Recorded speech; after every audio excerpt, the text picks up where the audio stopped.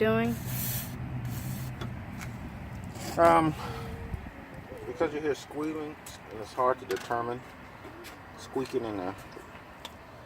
So you just I'm putting on some, I'm looking at all my squeak points that can, anywhere it could be metal on metal. It's hard to tell if you don't hear anything.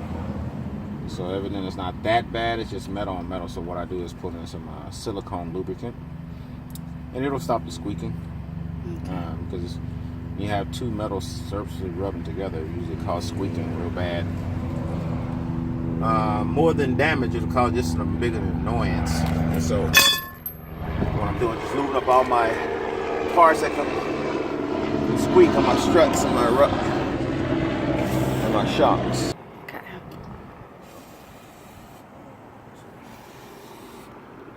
Lubricating all the points that I can lubricate.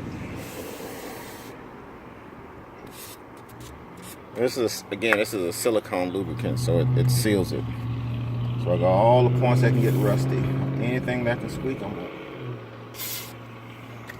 And you got to put the certain kind of stuff on. Because WD-40 is good with belts, but sometimes WD-40 can damage certain things if it's doesn't have a base to it. It lubes it up, but then after it dries, it can be cause some damage to parts. So you got to be careful.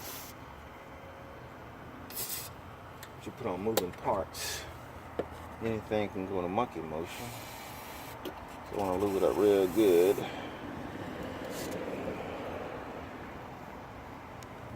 Go ahead. With squeaking, it's hard to determine where they're coming from, especially on a big car like this, a big old Mercedes. So I don't see any rubber bushings that's torn up. But we know somewhere it's tore up. But a lot of times we have rubber bushings in between here. It's hard to see.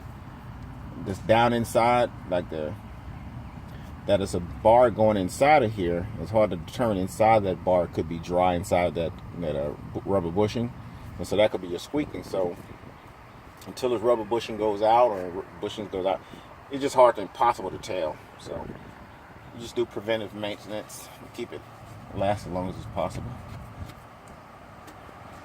So that's what I'm doing. Going to it.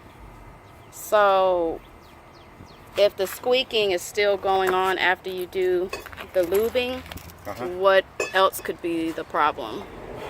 Well, obviously it's going to be something like, it's either going to be something that's rubbing metal to metal. See, this is a rubber bushing. This is all rubber. Somewhere, something has worn out. If it's still squeaking after you lube it up, could be your shocks, your struts. Like this is a Mercedes S63 AMG. So this has a rubber boot on it. Inside of here are little rubber struts, and so it could be your struts or your shocks.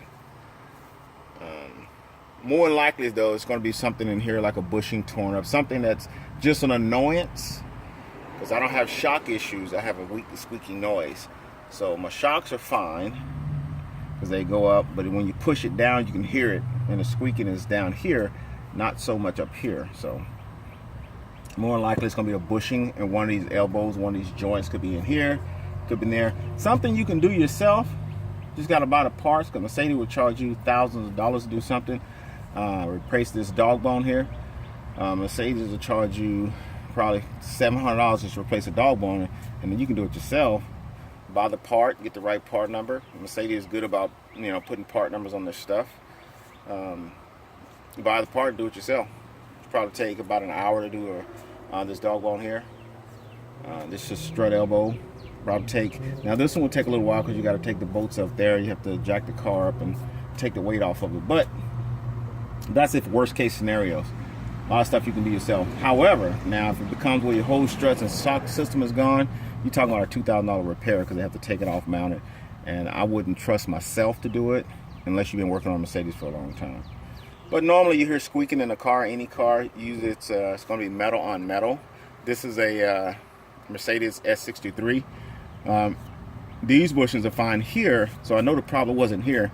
And another thing, you can always test it before you take your wheel off. You just kind of shake it, see if you can hear it, kind of move some things around. Get a, where's my mallet at? Where's my mallet? I have a wooden mallet. You can usually get a rubber one, so I'm tapping really light. You can hear the difference when you're tapping, you hear like a thud or a tap. Hear that tap? Could be bushings inside of here. You hear that? You hear the difference? Yes.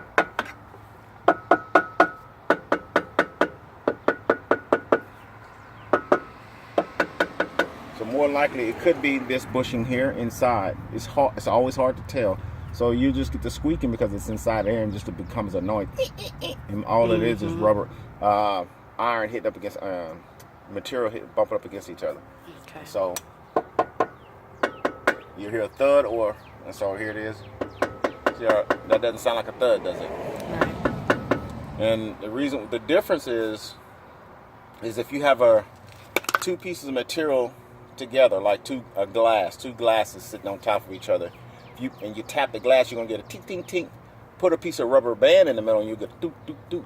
Okay. That's the difference. Makes sense. So that sounds like something in between.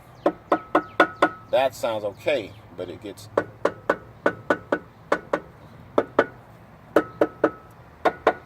So you can hear the difference, huh? Yes. Can you hear that? I can hear the difference. Now that's more than likely that's where the problem is. It sounds like it's coming from down here. So more than likely, it's my dog bone here.